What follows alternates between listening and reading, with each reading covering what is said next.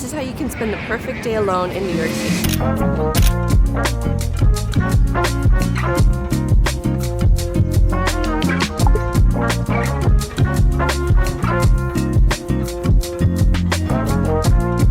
Made it to our first stop of the morning, Remy Flower and Coffee. Since fall is fast approaching, I wanted to pick a spot that had good indoor and outdoor seating. This place is amazing. I really like the vibe of it so far, and this place is so cute. A majority of the places we're gonna go to today are gonna be on like the southern half of Manhattan, so they'll all kind of be in close vicinity to each other. This is gonna be a great spot to kind of get any work that you want to get done. It seems like you can also get food if you want to kind of sit here and come in more of a group environment, or if you want to come solo, just spend some time on your own. But first, let's go grab a cup of coffee, find a place to sit.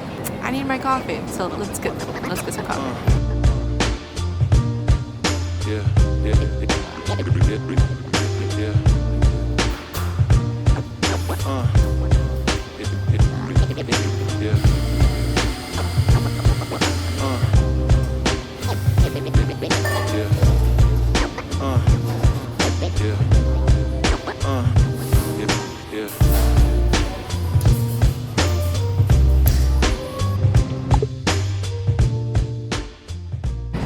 Okay, I got my honey oat latte.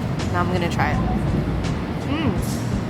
Oh, okay. There's sometimes that a honey syrup tastes more syrupy, if that makes sense. This tastes more like the authentic real honey. Like, I think they used real honey, if that makes sense. Not just a honey syrup in it. Like, I taste the thickness of the honey almost.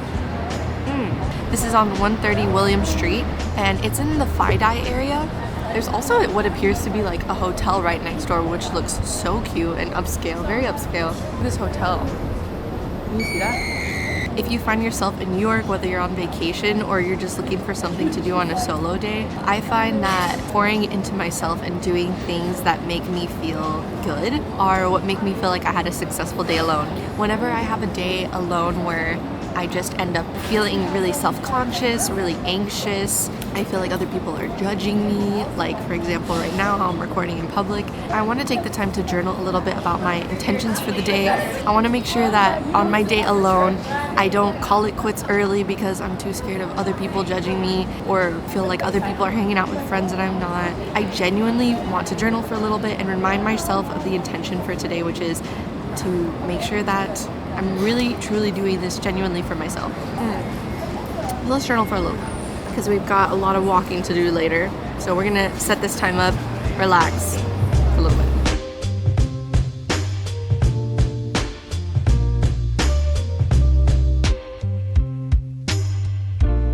Please tell me how I just finished journaling of not being embarrassed and being confident, but tell me how I went inside the coffee shop and I started getting some footage on my camera and the girl goes, YouTuber? And I go, trying to be.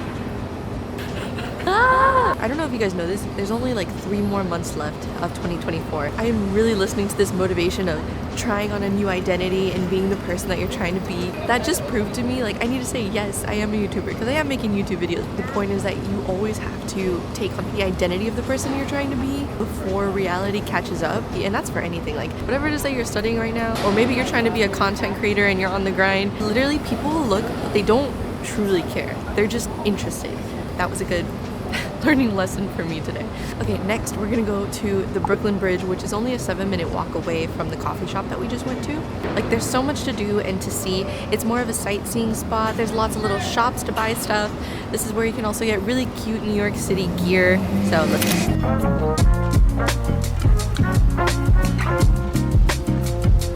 Alright y'all, I have made it to the Brooklyn Bridge. It was so close by.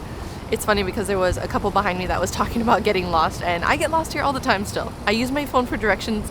That's probably the main reason I use my phone these days. Alright, let's walk all the way across the Brooklyn Bridge. It's great. There's so many little shop things. Even here, there's like a lot of little food spots. I'll show you. There's like a bunch of little food stands. This is great because this is a great opportunity to take a bunch of photos, pictures, because you definitely are gonna want some photos when you're visiting New York City. Let's walk across the bridge, y'all.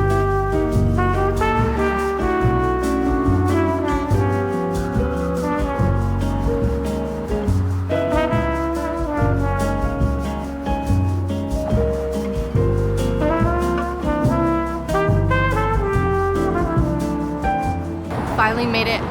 It only took about 15 minutes to get over to the Brooklyn Bridge area, and this is such a great spot to take photos. And I'm gonna show you what you need if you come to the Brooklyn Bridge. Hopefully it's not too loud. You need a tripod, y'all. If you're traveling alone and you want to take photos and you don't have anyone to take good photos for you, you need to get this. Maybe not this one specifically. I really like this one because it has a clicker on it. So you can click to take the photos. So that's one reason why I like this, and you can also turn it. And here's another trick too. You can put a timer, but I find that sometimes I don't like the photos and I end up taking a lot longer.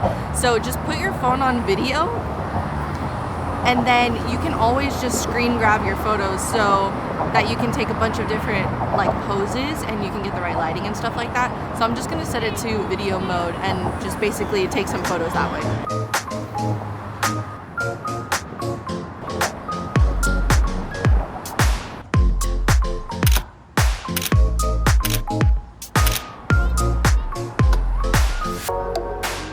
So cute for photos. I can't believe I haven't been here yet. When I did come, I rode a bike. Another recommendation is to ride a bike across the Brooklyn Bridge. Make sure you get an e-bike though, because I made the mistake of getting a regular bike before.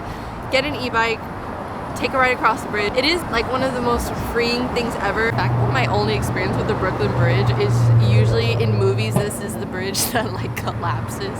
Now that we've got our photos and we've crossed the Brooklyn Bridge, let's go to our next spot.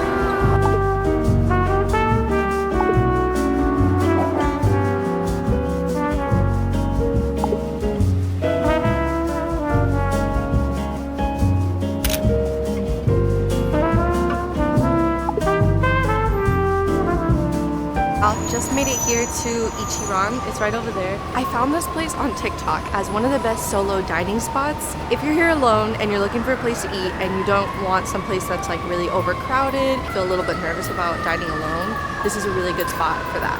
I believe Ichiran is originally from Japan, if I'm not mistaken. So its priority is on solo dining. So you go and you order everything you want like on an iPad, and then you sit in a little cubicle all by yourself, and even the food is served to you without any contact specifically with the server. So it should be a really unique dining experience too that you can't always get anywhere else. And this is honestly one of the top stops I would recommend for food if you're by yourself. Also because finding seating in some places can be really hard to find sometimes. So knowing that there's a priority seating for solos is perfect. Okay, let's go inside and see how good the ramen is.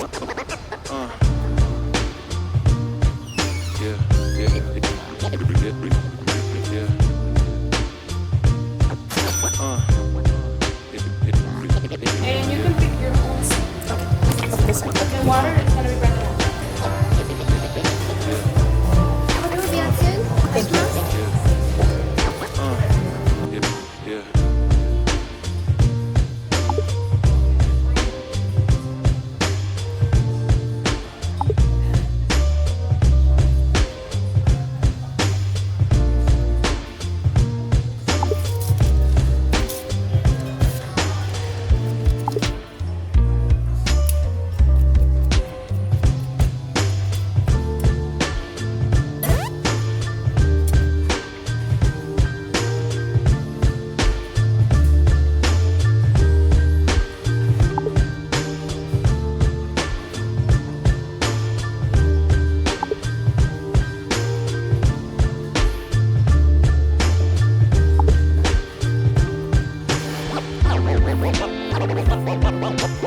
Always had a way to make it work and find another route. Always had a way to make it work and find another route. Always had a way to make it work and find another route. Always had a way to make it work and find another route. Yeah.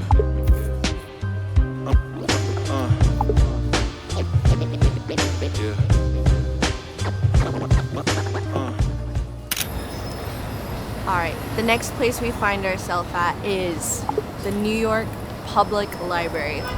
Now, if you've been traveling to New York City, maybe you're like me and you picked up a book at the airport and you just want a little bit of time to relax, sip on some coffee, and just spend some time alone. This is where you can really enjoy some time alone in peace and quiet. There can be so much hustling and bustling around the city, and let's go check it out. The decor is so gorgeous. You can really get in your zone, study, catch up on emails, read some books. So let's go inside.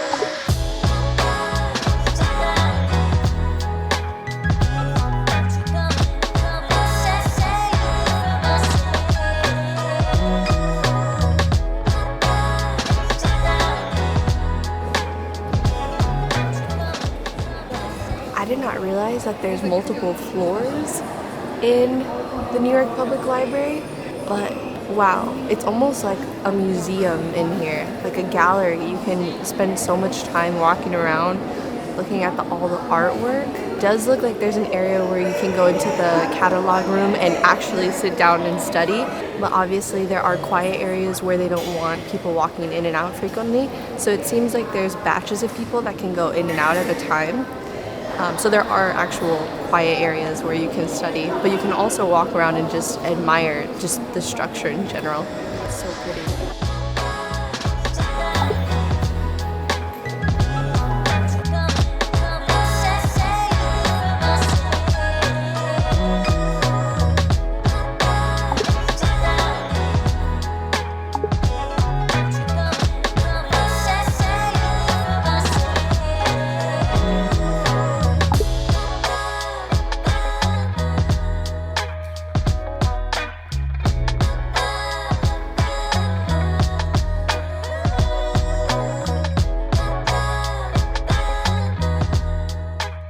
Alright, so now we've come to Times Square. This is obviously a place you have to stop when you're in New York City.